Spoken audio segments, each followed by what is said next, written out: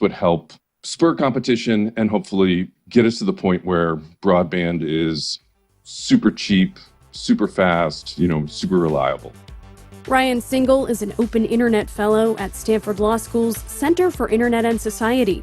I'm Megan McCarty-Carino, and that's Marketplace Tech. This is APM.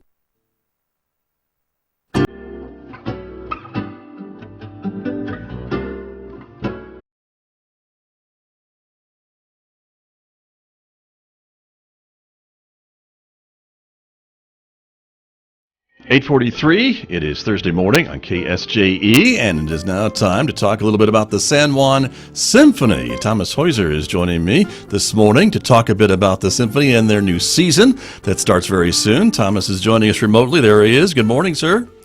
Good morning, Scott. Thanks for having me. Of course. It's great to see you. And gosh, it's season 37. Can that be possible? 37, that's right. 2022 is here.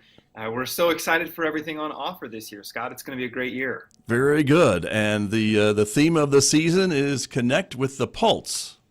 That's right. Yeah, this season, this idea of connection is something we're so passionate about at San Juan Symphony, connecting with our communities throughout the Four Corners, especially in Farmington and Durango. And this is sort of a musical reference. Connecting with the pulse is something that we do as musicians, right? Every piece of music has a pulse, and there's a kind of rhythmic drive that the musicians get on board with that and really relate to each other through that pulse. So that connection that we have as an orchestra is something that we hope translates into the community. We want the San Juan Symphony to be really the musical pulse of our community. We want everyone to be able to connect with that and to be able to enjoy these concerts in person or online, wherever our audiences are. So again, this idea of connection, very important this year as we come back from the pandemic. Indeed, indeed. And I know folks are thrilled to see another subscription series of 4 concerts planned in both Farmington and Durango, correct?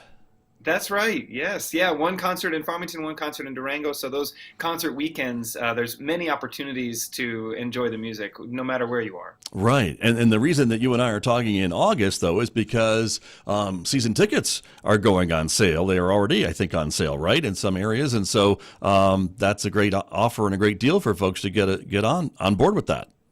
That's right. Yeah, it is. It's amazing that it's August, actually. And here we are getting ready for this 37th season. Yes, August 8th, this coming Monday, is the beginning of our new season ticket sales. You're right. Some of our renewals have already happened.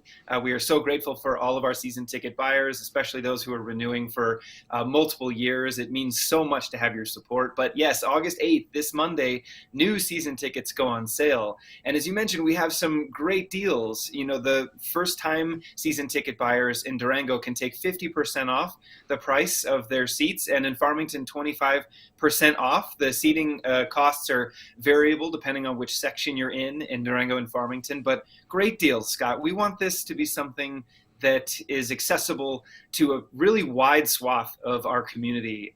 We understand that making the commitment to a season ticket requires looking at your calendar, putting these dates on there, but there are 4 subscription concerts included with the season ticket. So it's 4 weekends a year from October through April, and we believe they are babysitter-worthy events. So for folks out there who have that extra consideration of finding childcare for their families, this is absolutely worth it. Every San Juan Symphony event is a special event, and we know that there's so many good reasons to put these events on your calendar. So get those season tickets. Come Monday, you get a great discount if it's your first time, and again, something on offer for everyone.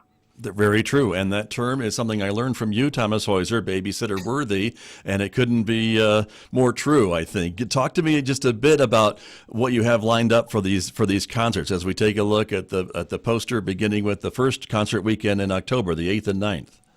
That's right, October 8th and 9th. This is a concert we're calling Bolero, French Impressions. Now, of course, Bolero is a great work for the symphony orchestra by Maurice Ravel from the 20th century, early 20th century work.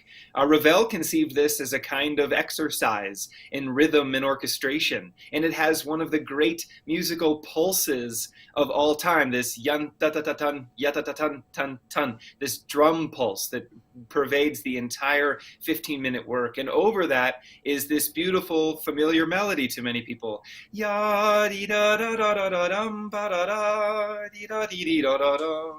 And that sort of overlay of the melody and the rhythm is an incredible tapestry for Ravel to show us all of his great orchestral colors. And those orchestral colors come from this French tradition, French Impressionist tradition, that we're going to be exploring with the music of Claude Debussy, namely, and also composers like Lily Boulanger and Arthur Honegger. The great piece by Arthur Honegger on this program is called Pacific 231. It's a depiction of a steam locomotive accelerating and then finally getting to its maximum speed and putting on the brakes and coming into the station, which appeals, I think, to our Durango and Farmington communities who so love their train here in the Four Corners region. So lots of beautiful, fascinating French music on this first October program. That gets us started in 2022. And I'll just jump right into November, Scott. Yes. We have so much music to unpack.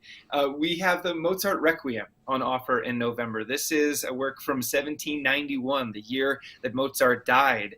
Those of you who have seen the movie Amadeus know the famous story of his leaving the work incomplete at his death and working on it on his deathbed.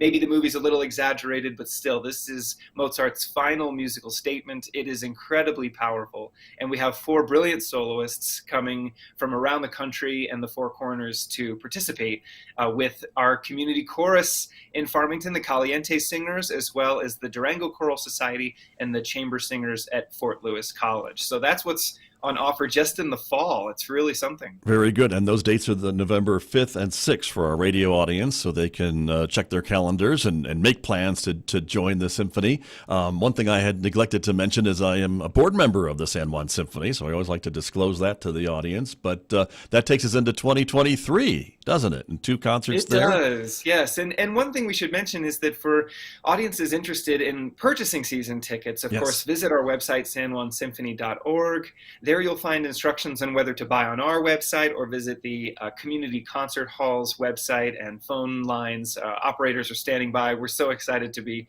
getting these tickets out.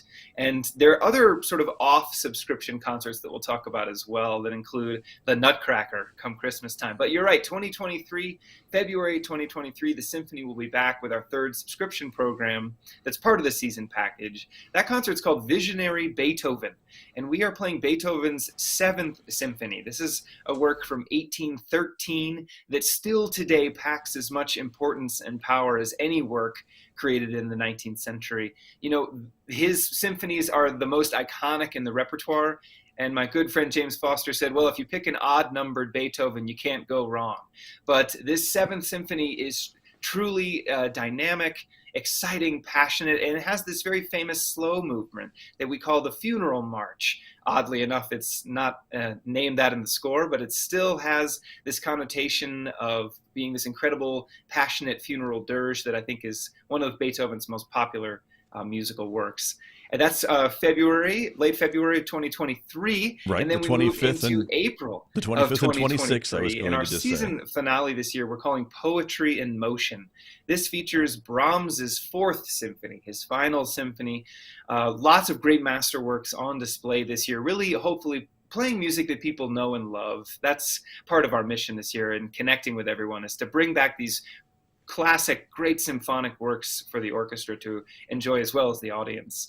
And on this Poetry in Motion concert, in addition to Brahms's brooding and incredibly elaborate 4th Symphony, we'll have the first instance of a double orchestra where the San Juan Symphony will be joined side by side with the San Juan Symphony Youth Orchestra. So this is going to be a great opportunity to mentor our youth, have them performing side by side with our professionals. This is a great chance for us to pack the stage and really make an incredible impression with some music that we're still figuring out what's the best once we figure out what students come back into the orchestra. So this is a call to action for our student community to join our youth orchestra program. The deadline to register is early September. You can find all that information on our website as well, sanjuansymphony.org. Very good, very good. And of course, that will be April 22nd, 23rd, that weekend. Absolutely, yes. And then again, there are these sort of off subscription programs that you can find information online as well. The Nutcracker coming up in December. This is the return of the State Street Ballet to Durango at the Community Concert Hall. And then in May of 2023, we have a family concert that we're calling Movie Music. This is a great introduction to the orchestra for families and children of all ages. Playing the movie music is something that very much connects young people to the symphony orchestra. It's a sound that they have in their ears anyway. So there'll be music of John Williams, Enrico Morricone, Hans Zimmer, Danny Elfman, and many others. Very good. And those tickets are pretty specially priced, too, for the family concert. That's right. Yeah, there's a great discount for families. We want to make it affordable. Again, babysitter worthy is not the only factor. It's also a shorter program, afternoon program, a sort of introduction to the symphony for young people. And you're right, it's important to note that we do have those discounted prices. I believe they are only $5 tickets available at the door. Very good. Well, it looks like a great season. It's wonderful to see. You've got Mozart and Beethoven in the same season, so I think a lot of folks are thrilled about that, Thomas Heuser. And of course, it's always great to have you on the program. I know we'll talk again, hopefully ahead of each concert, to get a little more in depth into the music and kind of what it all means, and the explanation is only you can explain it to us. And so we really appreciate it, Thomas. Thank you very much. Thank you very much, Scott, for having me. You bet. Always great to see you. That's Thomas Heuser, the music director of the San Juan Symphony, getting ready to celebrate season 37. My guest here on KSJE.